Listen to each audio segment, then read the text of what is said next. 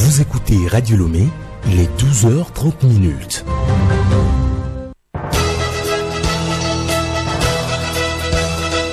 Le journal Yasmine Adoko.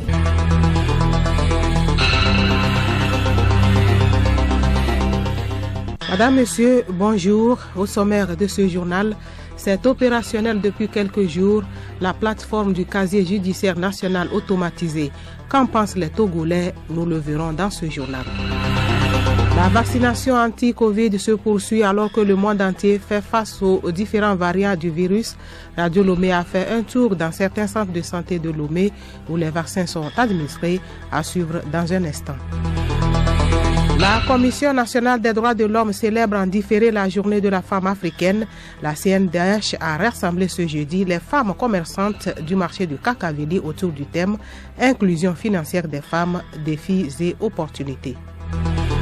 Et puis sport football, le championnat national de football féminin de première division saison 2020-2021 débute la semaine prochaine. Les équipes engagées sont réparties en 4 groupes.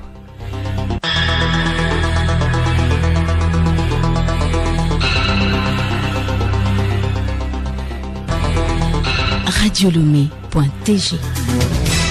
Je le disais tantôt, il est possible pour tout citoyen togolais qui désire obtenir son casier judiciaire de faire la demande en ligne.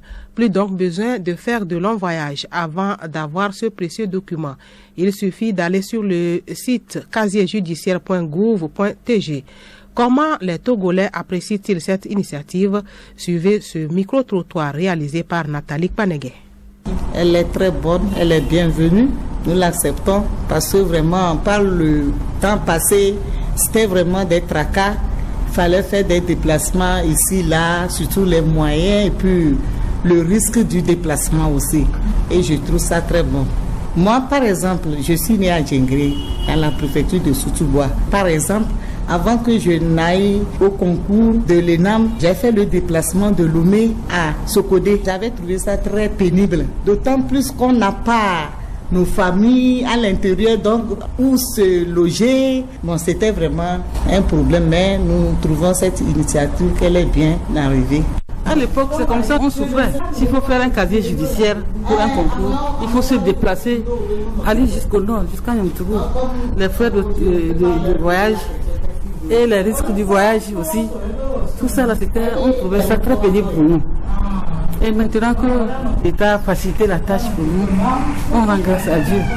Et on remercie vraiment les initiateurs de ce projet. Qu'ils continuent comme ça, que Dieu les aide, qu'ils fassent plus que ça. Par exemple, par le casier judiciaire, nous pouvons constituer un dossier scolaire, un dossier pour passer à un concours, un dossier pour l'établissement des pièces de mariage et autres. Pourquoi pas? Donc aujourd'hui, si l'État a permis ou bien l'État a déployé cette force, ce moyen par lequel nous pouvons faire facilement le casier judiciaire en ligne ou bien à travers une application, là, nous l'encourageons. C'est une initiative que nous avons reçue avec une grande joie. C'est une nouvelle vraiment agréable à la population et dans les discussions, tout le monde en parle avec enthousiasme. L'inconvénient, c'est peut-être l'accès à l'Internet qui ne couvre pas tout le territoire togolais. Pour ceux qui sont un peu loin, bien ceux qui n'ont pas le moyen de s'en approprier, ça fait un obstacle. Et ceux qui ne savent pas utiliser l'Internet, nous demandons au gouvernement, dans la mesure du possible, d'étendre l'Internet et l'apprendre aussi à un coût abordable. Autre chose en page nationale, le projet d'implication des jeunes dans la prévention et la lutte contre l'extrémisme violent et la propagation de la COVID-19 au Togo est lancé ce matin à Lomé. Organisé par l'Association des cadres musulmans du Togo, cet atelier regroupe les jeunes venus de toutes les régions du pays. André Kofino, Geneviève Pognon. L'objectif de cet atelier est de renforcer les capacités de 46 jeunes sur la prévention et la lutte contre l'extrémisme violent.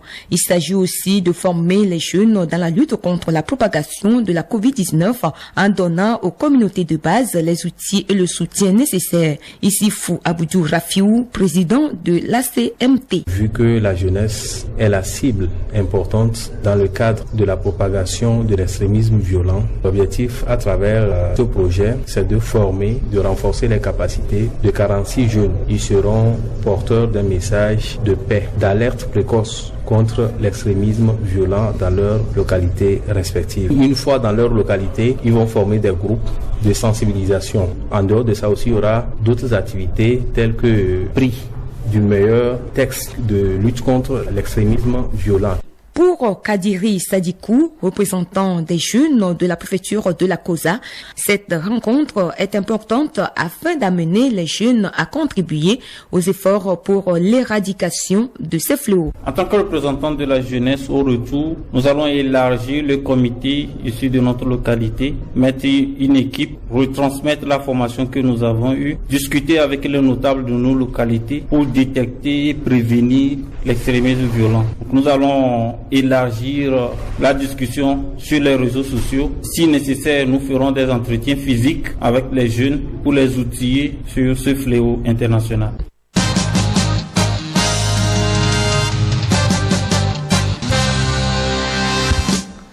La vaccination contre le coronavirus est à sa deuxième phase au Togo. Radio Lomé a fait un tour ce matin dans les centres du CMS UTB et à la polyclinique de Lomé-Kou pour constater l'affluence qui y règne. Les responsables de ces centres se sont prononcés sur la situation actuelle. Rebecca Kogomna a biré les mots. Nous sommes au CMS UTB de Nyekonakwe. Kwasi Kwesissan, motivé par son frère, est venu avec sa femme pour se faire vacciner. J'ai un frère qui est à l'étranger. Oui, c'est lui qui m'a motivé. Non seulement ça aussi, depuis un certain temps, en suivant les journaux, comment je vois que la pandémie augmente de jour en jour. Surtout les variants qui ne cessent d'augmenter de jour en jour. Oui, ça m'a à me poser des questions. Pourquoi ne pas aller se vacciner comme il est temps? Comme nous, au Togo, on a eu la chance d'avoir les vaccins parce que dans certains pays, ils n'ont pas eu cette chance. À la polyclinique de Lomé, il y a moins d'affluence pour des raisons que l'assistante des jeunes Atignon Afi explique. Il n'y a pas d'affluence comme pour AstraZeneca. Les gens du quartier sont venus faire Pfizer. Donc ça fait que pour cette deuxième phase-là, c'est les gens des autres quartiers qui arrivent. Ceux qui viennent ici pour faire, soit ils sont venus au marché, ils sont venus au service. C'est eux qui viennent se faire vacciner à la polyclinique de Lomé ici. Toute la population est conviée à aller se faire vacciner pour une lutte efficace contre la pandémie. À propos de la situation de la maladie à coronavirus au Togo, sachez qu'à la date du 4 août 2021 à 20h55, on a enregistré 16 232 cas, 1423 cas restent actifs, 14 654 personnes sont guéries, on dénombre malheureusement 155 décès. Un total de 411 667 tests de laboratoire a été effectué sur toute l'étendue du territoire national. Parlons toujours du coronavirus. L'Organisation mondiale de la santé OMS appelle à un moratoire sur les rappels de vaccins jusqu'à fin septembre. Un appel qui intervient alors que certains pays comme Israël vaccinent sa population d'une dose de rappel de vaccin contre la Covid pour faire face au variant Delta. L'institution estime qu'il est urgent de mettre ces doses à la disposition des pays avec une faible couverture vaccinale. La Maison-Blanche a rejeté l'appel de l'OMS, estimant que les États-Unis n'avaient pas besoin de choisir entre administrer des troisièmes doses à leurs citoyens ou en faire don à des pays pauvres. Retour en page nationale, la Commission nationale des droits de l'homme CNDH a célébré en différé ce jeudi la journée de la femme africaine à travers une causerie débat. Inclusion financière des femmes, défis et opportunités. C'est autour de ce thème que la CNDH a rassemblé une soixantaine de participantes. Sibyl Lawson. Si les mécanismes mis en place par le gouvernement togolais pour faciliter l'accès aux services financiers ont contribué à l'amélioration des conditions de vie des couches les plus vulnérables, des défis restent néanmoins à relever. La CNDH s'est donc proposée, à travers cette causerie débat, de rassembler les femmes autour de la question des opportunités et des défis liés au programme de la finance inclusive. Madame Aticho Afi, présidente de la sous-commission promotion et protection des droits de l'homme à la CNDH. Amener les femmes à valoriser leurs droits économiques. Nous avons faire recours aux personnes ressources pour qu'on puisse leur parler des différentes stratégies mises en place par le Togo pour favoriser l'inclusion financière des femmes, faire le point sur ce qui a été fait, quels sont les défis et quelles sont les opportunités qu'elles ont et comment elles peuvent s'approcher facilement des différentes structures financières. Madame Aïna Modesta, chef d'agence de la mutuelle d'appui et de soutien aux jeunes pour le développement ASJD, a entretenu les femmes sur le sujet renforcer l'inclusion financière des femmes, une situation gagnante pour les femmes et les institutions financières. Donner les avantages sur le crédit, davantage que la microfinance a eu en leur octroyant les crédits. Si on prend un crédit, on doit le rembourser pour avoir les avantages. Pour avoir un crédit dans notre institution, la femme doit avoir un compte, faire un dépôt de 1/3, mais la femme doit exercer une activité génératrice de revenus. On lui donne une éducation financière. Depuis quelques années, le cancer du sein et celui du col de l'utérus font partie des premières causes de décès dans la population féminine. Aussi, les femmes ont-elles été sensibilisées sur ces maladies à travers un des panels animés par Madame Adani Ifé Solange, oncologue. Au total, une soixantaine de femmes bénéficiaires des microfinances, commerçantes du marché Kakaveli et d'organisations féminines ont pris part à la rencontre. La journée de la femme africaine est célébrée le 31 juillet de chaque année. Le journal Yasmine Adoko. Sur le continent Nigeria, l'ONG Amnesty International accuse l'armée d'avoir tué 115 indépendantistes entre mars et juin dernier dans la répression d'un mouvement sécessionniste dans le sud-est du pays. Des violences ont éclaté dans cette localité, causant la mort d'au moins 127 policiers ou membres des services de sécurité selon la police, tandis que les médias locaux ont fait état d'une vingtaine de postes de police et de bureaux électoraux attaqués. Le mouvement indépendantiste pour les peuples indigènes du Biafra, qui prône la sécession du sud-est du Nigeria et son aile paramilitaire, ont été accusés d'avoir fomenté ces violences. Et puis, 522 cas de violation et abus des droits de l'homme et du droit international humanitaire ont été enregistrés en Centrafrique depuis un an. Ces chiffres rendus publics par l'ONU qui accuse les rebelles, l'armée et ses alliés russes d'exactions. L'organisation se dit inquiète d'une aggravation de la situation des droits de l'homme en Centrafrique. Sans transition, passons au magazine agricole. Le cheptel animal au Togo est exposé à plusieurs maladies. Sur la liste des maladies animales de l'Union européenne, 14 sont prioritaires et font objet de surveillance systématique. Quelles sont les maladies observées au Togo? Comment sont-elles réparties au niveau du cheptel? Élément de réponse avec Odette Pira. L'État se mobilise pour prévenir l'introduction des maladies animales au Togo et pour lutter contre leur diffusion. Mais malgré ces efforts, elles sont là, réparties sur l'ensemble du territoire et varient d'un groupe d'animaux à un autre.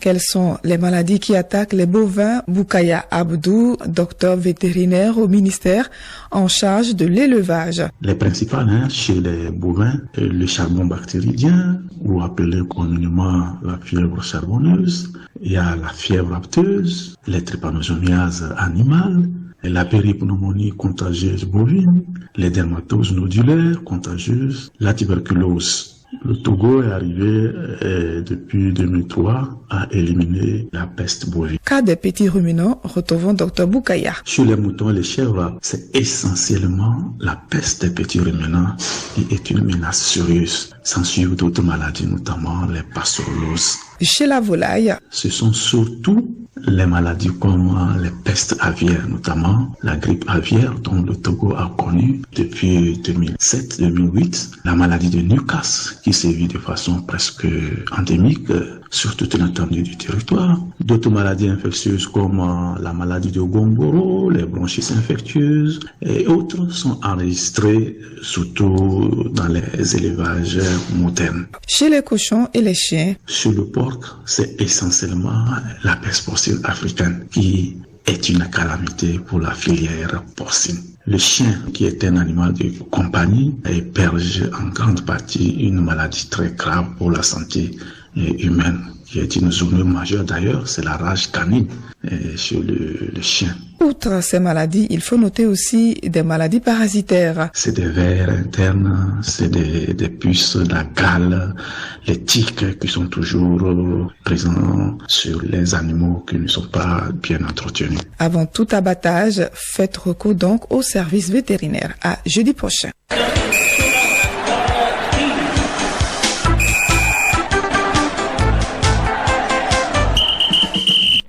L'international togolais Manissa Paul est sorti de sa retraite. Il a été nommé directeur sportif de l'association sportive des chauffeurs de la COSA ASTK.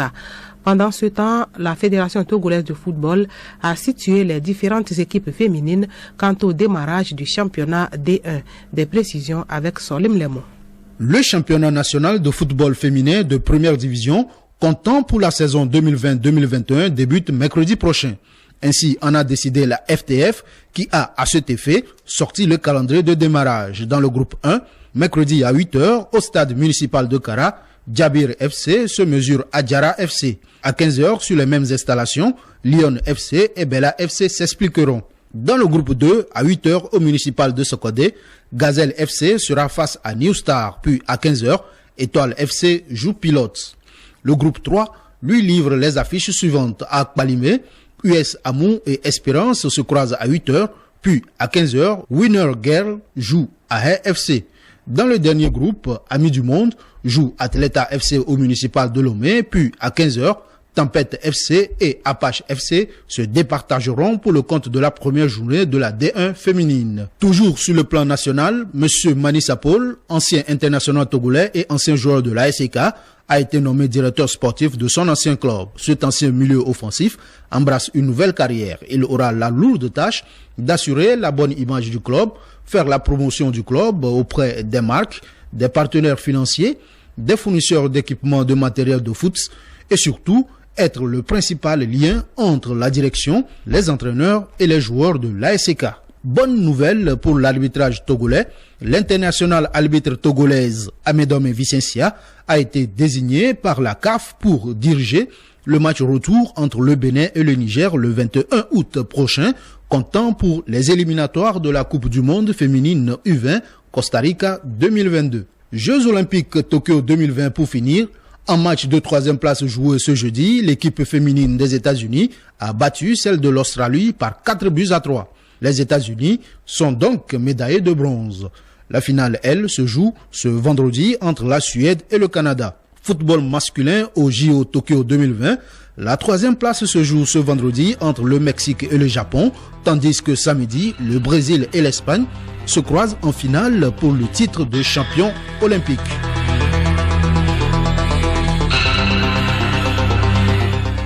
C'est la fin de ce journal. Merci de l'avoir suivi. Radio Lomé, boîte postale 434, email radiolomé@radiolomé.tg. radiolomé.tg